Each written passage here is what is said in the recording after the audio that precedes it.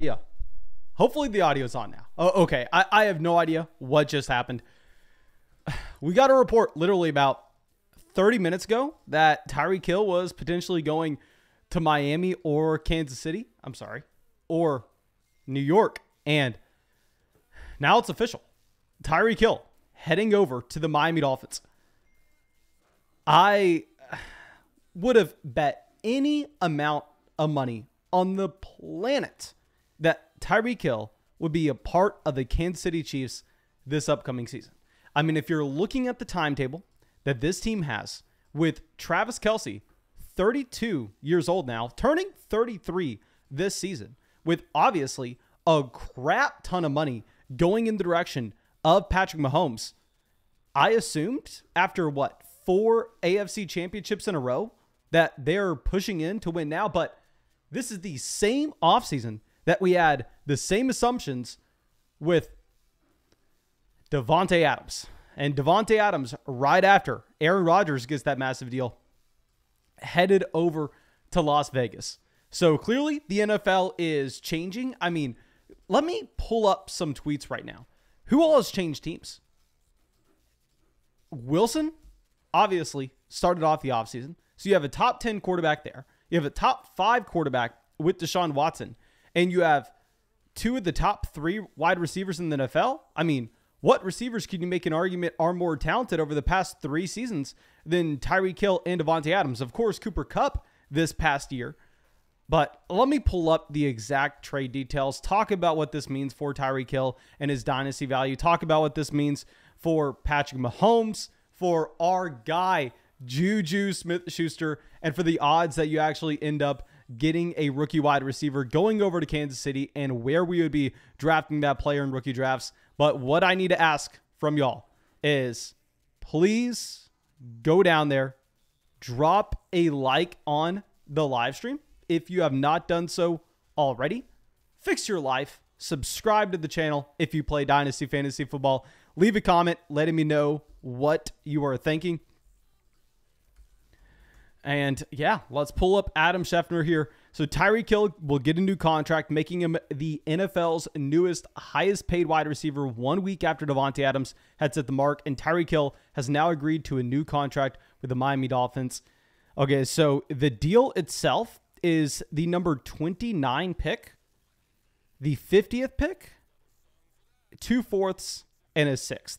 Okay, so the 4th and the 6th round pick, I mean, if you look at historical hit rates for players in that range, not really much. Essentially, what happens here is Tyreek Hill gets traded for a late 1st and a late 2nd round pick. And I know a lot of people are going to say, oh my God, the player they're going to get at the 1st and 2nd round. I mean, nowhere close to Tyreek Hill. This is a steal, just like people saying, oh my God, Robert Woods only goes for a 6th round pick. Matt Ryan only goes for a 3rd round pick. Guys, those NFL teams aren't saying Tyreek Hill's worth the 1st and a 2nd round. That's not what they're saying at all. They're saying Tyreek Hill and the massive contract that he demands is equivalent to a 1st and 2nd round rookie pick plus whatever the $80 million is. I mean, really, the Kansas City Chiefs are trading to get the contract off their books as well as those rookie picks. Please don't think when you see deals like this, it's just about the picks. It's mainly about the money. So let's go through. Let's look at my dynasty rankings, talk about where we are moving down Jaylen Waddle. I will say one thing. The addition of Tyreek Hill to this Miami Dolphins offense is not going to hurt Jaylen Waddle as much as another wide receiver would. Because if you look at Tyreek Hill, this is a wide receiver that is not Davante Adams. We talked about Davante Adams being devastating going over to the Las Vegas Raiders because Davante Adams, while he is an efficient receiver overall, he's not leading the NFL in efficiency, and instead he commands 30+% of his team's targets. I mean, here you had Davante Adams as a black hole wide receiver that pretty much gets everything in his offense. Tyreek Hill really isn't that. Tyreek Hill, while yes, will definitely get up to 23, 24, 25% of his team's target share in Miami, that is a completely different receiver, especially knowing the defensive attention that he will take away from Jaylen Waddle. So I know a lot of people are going to say, Mason, you are a hypocrite for saying that Davante Adams kills Hunter Renfrow, and at the same time, Tyreek Hill doesn't hurt Jaylen Waddle that much. But I promise you, they are two different wide receivers, and how they operate in their NFL offenses, in my viewpoint, that should be almost easy to understand. And of course, you cannot move Jaylen Waddle up based on this trade. Of course, his efficiency will go up. Defensive coordinators are going to have to pay attention to Tyreek Hill at the number one spot every single play. Tyreek Hill is going to draw that defensive attention primarily with those safeties, which will allow Jaylen Waddle to get a bump up with his yards per target, but the volume has to go down. The overall offense will be more productive, but Jaylen Waddle himself will see his volume take a small tip down, however you say it. So Waddle has to fall behind Deebo Samuel in our rankings. Deebo Samuel is going to be going up, and we have to drop Tyreek Hill as well. CeeDee Lamb jumping Tyreek Hill. I think Deebo has to jump Tyreek Hill as well. I mean, going from Patrick Mahomes to Tua Tagovailoa, I know a lot of people love Tua, but that is a massive, massive fall off here. My initial reaction, let me know what you think of this. Tyreek Hill, wide receiver 7 in Dynasty. Jaylen Waddle, wide receiver 8. I think if you're talking about 2022 expectations, Tyreek Hill goes from being a top 3 wide receiver with his redraft / best ball production to now Tyreek Hill is going to be more so the wide receiver 6, 7, 8 in projections, because you should just expect the overall production in Miami to be significantly less than what you would have in Kansas City. And I mean, here you have target competition for Tyreek Hill. It's not like he's going to an offense that has nobody else in it. They franchise tagged Mike Gesicki. They have Jaylen Waddle. Jaylen Waddle, I understand that you had Jamar Chase obviously stealing all the attention his rookie season, but Jaylen Waddle had a fine rookie year in his own right. Oh, this is just bad. The only thing this is good for is a rookie potentially going to Kansas City and our guy, Juju Smith-Schuster. We just updated our rankings, of course, moving Juju up in said rankings, where he was in the same tier as Jameson Williams and Jahan Dotson. He was right behind Jameson Williams in our overall wide receiver rankings, a tier behind guys like Mike Williams, Darnell Mooney, Chris Olave. And what I want to do is pull up Juju Smith-Schuster. His career statistics go season by season. I understand over the past 3 years now, Juju's been very disappointing, and I gave that massive disclaimer last time we talked about Juju. I am someone that was telling people Juju was going to succeed when Antonio Brown left Pittsburgh.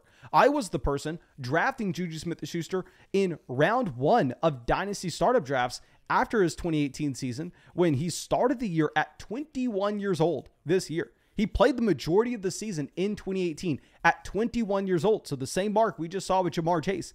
And he went out there and had 166 targets, 111 receptions, over 1,400 receiving yards. Juju at 21/22 had over 1,400 receiving yards. And since then, I have been way too high on him. I miss on Juju Smith-Schuster every single season. But if we take an objective viewpoint, in 2019, you have the Ben Roethlisberger injury, and Juju has a multitude of his own injuries that he has to deal with. I mean, he plays through a couple of them. He's able to play 12 games, but that 2019 season, I think we can almost throw it out the window. Now, in 2020, this is the very disappointing year. Yes, he plays through, I believe it was a shoulder injury. I apologize if I'm incorrect on that. But with Juju, he goes out there and in 2020 plays all 16 games. Yes, wasn't fully healthy, but you can say that about almost any NFL player. I think using that as an excuse really shouldn't be valid if we're doing it back-to-back seasons here. And with Juju in that 2020 season, while he almost goes for 100 receptions, he has 97 receptions this season. You see the efficiency take a sharp drop-off. His yards per target, going back to his rookie season, his yards per target, 11.6 in 2020 with a ton of volume. So this is a large enough sample to be evaluating.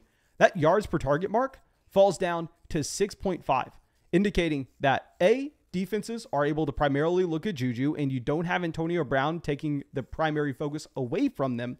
And B, Juju Smith-Schuster probably has lost a step with a combination of Ben Roethlisberger clearly not being as good as he was back in 2017. There are a multitude of things to go along with this, laughable drop in efficiency.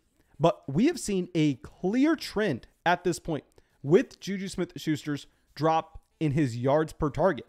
Rookie season, 11.6. 2018, where he goes over 1,400 receiving yards, 8.6. 2019, 7.9. 2020, 6.5.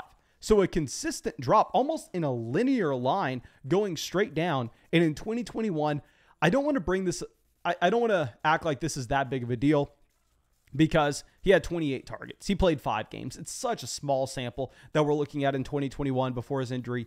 But 4.6 for his yards per target, which is obviously laughably low. That's like a running back yards per target. It is a very small sample. But that is all to say that I need to put the disclaimer. Juju has gotten significantly worse throughout his NFL career. I have been too high on Juju Smith-Schuster throughout his career.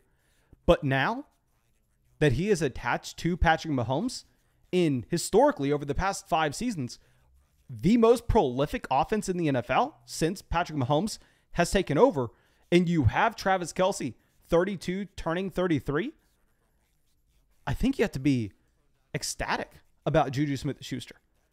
I'm not saying he's getting to 1,400 receiving yards again. Of course, if I was saying he's getting to 1,400 receiving yards again, he's a round 1, round 2 dynasty startup pick, when this is a player that I believe, is 25?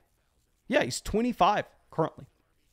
So trust me, I'm not out here trying to make the argument you need to be drafting him as a top 3 dynasty startup. Of course not. I don't expect him to ever get back to the levels that he was at previously. Trust me, based on how many teams I have him on, and I overpaid for him years ago, way higher than his price point is now. And I have gotten extremely lucky to this point that we are getting the bump in value. That's all to give a disclaimer. I'm going to be moving Juju up these rankings a considerable amount, but I want to headline him moving up the rankings with the fact that he has a lot to prove. He has been extremely disappointing so far.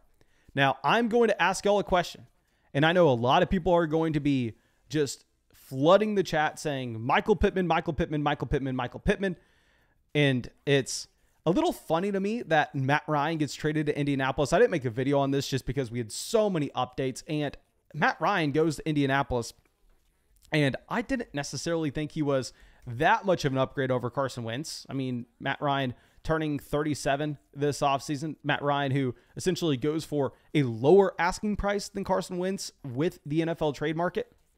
Kind of view them in a very similar light. While I understand Matt Ryan has been able to headline the NFL with overall passing yards before he's been able to lead the league. He's taken the team to the Super Bowl. He has led the NFL in passing yards. Carson Wentz also had an MVP type season. Okay, I don't think either quarterback is good at this point. I think going through and looking at historical numbers for Matt Ryan probably isn't something you should be doing. But who do you prefer at this point? Michael Pittman or Juju Smith-Schuster?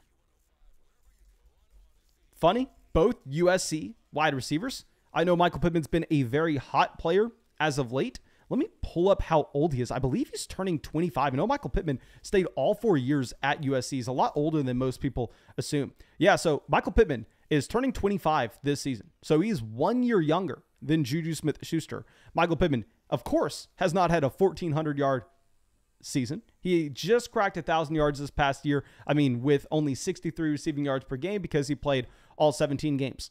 What are y'all thinking?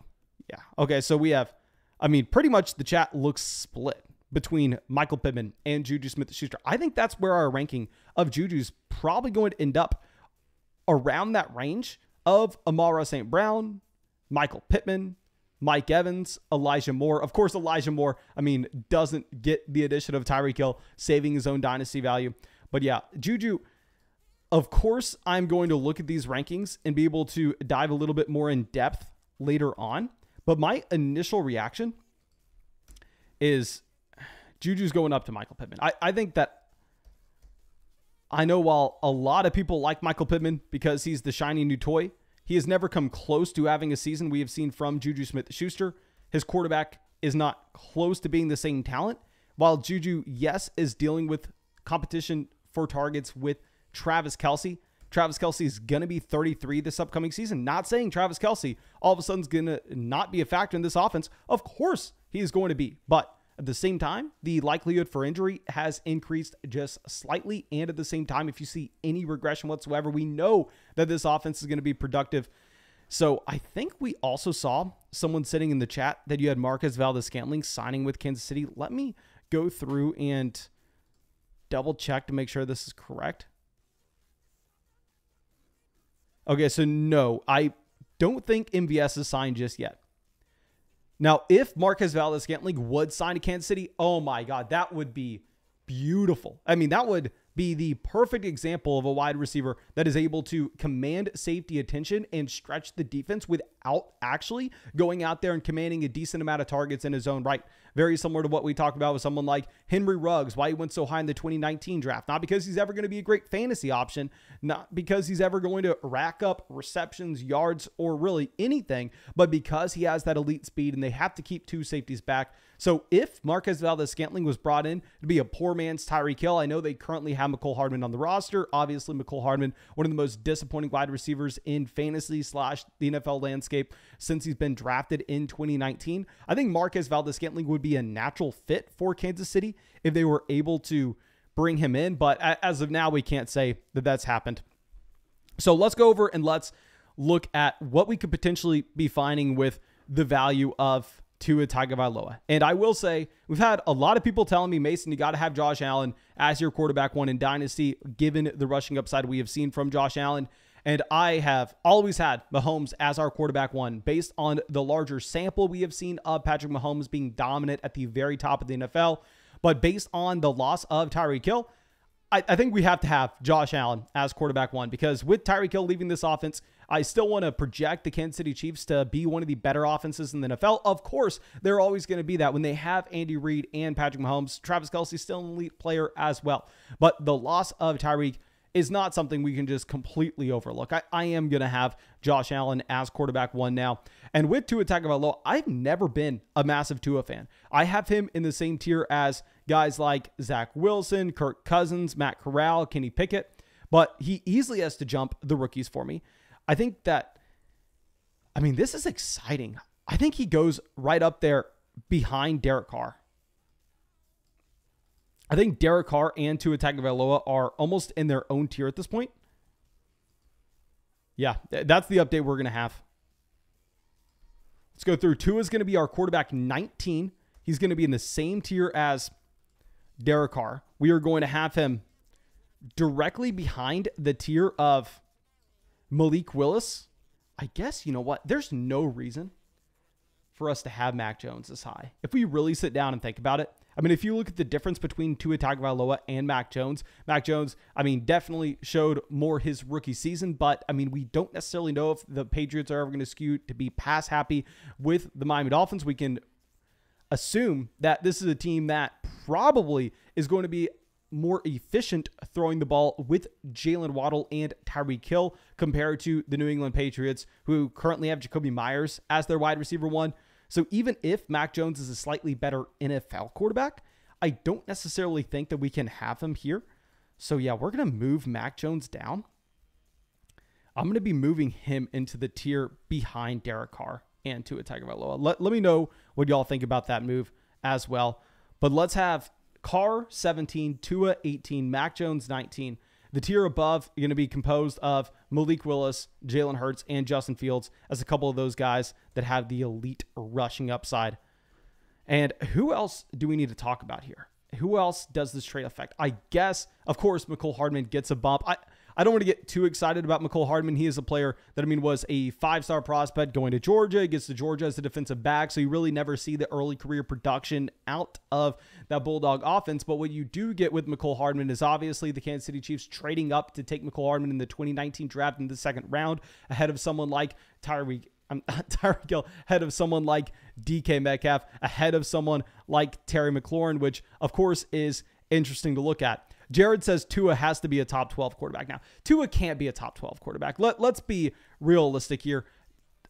I will say I've never been the biggest Tua Tagovailoa fan, but if we pull up what we have had from him through his first 2 years of his career, he's been fine. If we're looking at an adjusted yards per attempt standpoint, he had a 6.5 adjusted yards per attempt back in 2021. And we have proven before that adjusted yards per attempt is actually a very good measure in terms of actually projecting quarterbacks with their talent level going forward, especially after their first and second seasons in the NFL. Because, I mean, if you're looking at their adjusted yards per attempt, it's taking into account that some offenses don't throw as much as others. It's taking into account the interceptions you have from quarterbacks, the touchdowns. And of course, we need to assume that that number is going to go up for Tua Tagovailoa with the addition of Tyreek, with Jaylen Waddle taking a step into year 2. I mean, this is easily the best supporting cast that we have seen Tua Tagovailoa have up to date. I mean, even Chase Edmonds, the best running back that Tua's had in that backfield.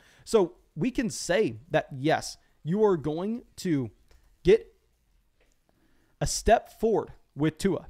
But, I mean, we're already kind of projecting him to take a step forward. I mean, last year, Tua Tagovailoa was the quarterback 23 with his adjusted yards per attempt. He was directly behind Baker Mayfield, Jared Goff, Ryan Tannehill, Matt Ryan. He was directly ahead of Taylor Heineke, Davis Mills, Daniel Jones, Ben Roethlisberger, Justin Fields, and Andy Dalton. So we're already projecting Tua to take that step forward. Also with Tua, it's not like he's not going to run the ball at all, but he's definitely not a Jalen Hurts where we need to be making a drastic adjustment. I mean, he went out there and so far his career high in rushing yards per game in either season is sitting at 10.9. So really you're not expecting him to be a mobile quarterback either. So with Tua, I think that's a fair ranking to have. I mean, are you really going to be sitting here screaming at me that Tua Tagovailoa needs to be ahead of Derek Carr? I think you could make the argument that Tua is a more talented NFL quarterback than Justin Fields, Jalen Hurts, Malik Willis. I think you can easily make that argument. I probably would make the argument that Tua is a better real-life NFL quarterback than those guys. But when those other guys can get to 30, 40 rushing yards a game, which is equivalent, if you just do some quick math, to like an extra 100 passing yards a game, I mean, that's massive for the upside that they are going to have in fantasy in particular. And of course, I'm not ranking these quarterbacks based on their real-life talent. I mean, if I was doing that, you'd have Lamar Jackson a lot lower, Trey Lance a lot lower, and someone like Aaron Rodgers significantly higher in our rankings. We're accounting for the rushing upside that you're seeing with these players as well. So let's go through and let me know. Please rank these guys in the chat. I mean, let me go and pull up his points per game mark so far with what we have had from Tua Tagovailoa. I understand that this is not everything, and I am projecting him to take a significant step forward. I actually have. This is an exciting announcement. I haven't made the announcement yet, but hopefully tomorrow I'm going to be able to release my Dynasty research book for everybody here. And we go through historical trends with these quarterbacks in terms of just their entire NFL career with their Dynasty age, how it compares to production versus value. And a lot of these guys that are going into year 3, year 4 at the quarterback position, historically, they've been very overvalued and people thinking that they're going to continue to progress. Like if we're looking at Tua here, he was the quarterback 23 on a per game basis this past season, directly ahead of Cam Newton, Ben Roethlisberger, Matt Ryan, Teddy Bridgewater, Jared Goff, Tyrod Taylor, Baker Mayfield, Mike White. Like that was the range we just had from Tua. So I am projecting him to take a significant step up. I am expecting Tua to be a much better quarterback this upcoming season with these weapons than he was last year. I think that's safe to say. But can we say that he is going to outscore the elite rushing quarterbacks, someone like Jalen Hurts, someone like Justin Fields? Y'all know I'm not a big Justin Fields fan, but I mean, if Justin Fields is going to give me that rushing upside, I'm going to lean with him. Also, Derek Carr. We have seen Derek Carr have success over a much larger sample. Derek Carr is just as good of a supporting cast with, Devontae Adams, with Darren Waller, with Hunter Renfrow. So if we're seeing Derek Carr, Tua as two similar players that don't really have rushing upside, that both have gotten significant upgrades to their overall situation, even though Tua is younger, Derek Carr is 30, 31? He's still going to have 7 to 8 years. Historically, when I release that Dynasty research book, y'all will see that quarterbacks in that range have been very undervalued in Dynasty fantasy football. We have the larger sample of success from someone like Derek Carr. So I'm going to prefer Derek Carr in Dynasty over Tua Tagovailoa. I'm going to prefer those rushing quarterbacks as well, specifically because we're playing fantasy football. Fake fantasy. That's the same thing, okay? So don't think I'm out here saying that Justin Fields is a better quarterback than Tua Tagovailoa, that Jalen Hurts is a better quarterback than Tua Tagovailoa. Okay. So let me go over, and last thing we will revisit is the value of Jaylen Waddle, the value of Tyreek Hill. My initial reaction 10 seconds after this happened was to move Jaylen Waddle down to our wide receiver 8 in our Dynasty rankings. You know what? Now that I think about this, if we're looking at two players side by side, there is no reason at all for me to have Jaylen Waddle ahead of T. Higgins. Like, yeah, Jaylen Waddle is going to have to continue to fall here. I mean, T. Higgins, Jaylen Waddle were essentially neck and neck with their points per game this past season. I mean, you're looking at both wide receivers, considering that Jaylen Waddle stayed. I mean, he had a redshirt season his first year at Alabama, stayed all 4 years at Alabama. And then you're looking at T. Higgins, who left Clemson after 3 seasons. They are the same exact age. I mean, T. Higgins, 23, turned 23 in January. And Jaylen Waddle, actually a little bit older than T. Higgins. Jaylen Waddle turned 23 in November. Yeah, so I don't necessarily think that we should have Jaylen Waddle over T. Higgins when Higgins is going to have the better quarterback going forward. They have similar amount of target competition now. So yeah, Jaylen Waddle is going to continue to fall for me. Maybe this is just me seeing that I think Tyreek Hill has to continue to fall as well. Like, what is the argument now to have Tyreek Hill ahead of someone like even Stephon Diggs? Yeah, dear God, we need to move Diggs up. Like, if we're looking at Stephon Diggs versus Tyreek Hill, of course, Tyreek has been significantly more productive over the past 3 seasons. But, I mean, Stephon Diggs is going to have less target competition in an offense that's going to throw the ball a lot more with a much better quarterback. We have seen him go out there and have a top 5 receiver season before at the wide receiver position. I'm pretty sure Stephon Diggs is younger at the same time by a year. Or actually, I think they're the same age. So now we look at this. I think Stephon Diggs has to be ahead of Tyreek Hill. I think T. Higgins has to be ahead of Jaylen Waddle.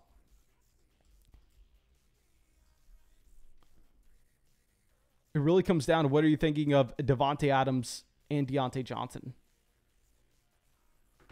Let me crowdsource this. Let me crowdsource this real quick. Who would you prefer in Dynasty? Of course, in redraft, the answer is clear. But in Dynasty, are you taking Waddle or Tyreek Hill? I think the answer is maybe Jaylen Waddle at this point. Matthew says, remember Tua and Bama with receivers that are always open. He's never had that. Now he will always have that. I don't know about that. Yeah, we got a lot of people saying Waddle. I think I agree with y'all. I think after this trade, yeah, Jaylen Waddle has to go ahead of Tyreek Hill. So now in this tier for our wide receivers, this is a large tier. We have a tier of 6 here. We have Diggs, T. Higgins, Jaylen Waddle, Tyreek Hill, Davante Adams, Deontay Johnson in that order. Also in that Dynasty research book that should be released tomorrow. Of course, I'm hoping to have some very exciting announcements on that. We will also dive into those age cliffs with wide receivers. And based on my research, I've been too willing, and I've been wrong on this channel. I've gone out there and said on this channel, word for word, that I'm willing to hold these wide receivers until retirement. But based on that research that we have done, I think that we possibly have to begin to look to pivot off of some of these wide receivers once they get to 28, 29 years old and they still have that elite level value. Okay. So yeah, we're going to have Jaylen Waddle, wide receiver 9, Tyreek Hill, wide receiver 10, Davante Adams, wide receiver 11. T. Higgins now a top 10 option in our Dynasty rankings, as well as Stephon Diggs. I'm very interested to see what their best ball ADP ends up looking like a week from now. Deebo Samuel, wide receiver 6. Okay, I'm feeling good about this. Of course, we'll look at this a little bit longer. Mike Gesicki, I think, needs to drop a tier down. He needs to drop to the tier of guys like Irv Smith Jr., Noah Fant, and Albert O.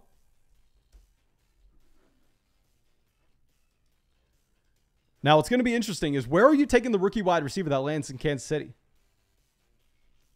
This is a very similar situation now to the Green Bay Packers where there are a ton of snaps available. I mean, there are going to be a lot of targets available in one of the best passing offenses in the NFL, and they have 2 first-round selections. Now, you are not going to have the Chiefs outside of a trade-up with the ability to take someone like Garrett Wilson or Drake London, as they clearly look like they are going to be the number 1 and number 2 receivers off the board in this year's draft. There's the outside chance that they end up getting Treylon Burks falling to them, Chris Olave falling to them. You know what is going to be crazy is when George Pickens goes to the Kansas City Chiefs with pick 30. And all of a sudden I'm sitting here going, okay, well, I guess we're drafting George Pickens in the middle of the first round, even though I've been against that for the longest time.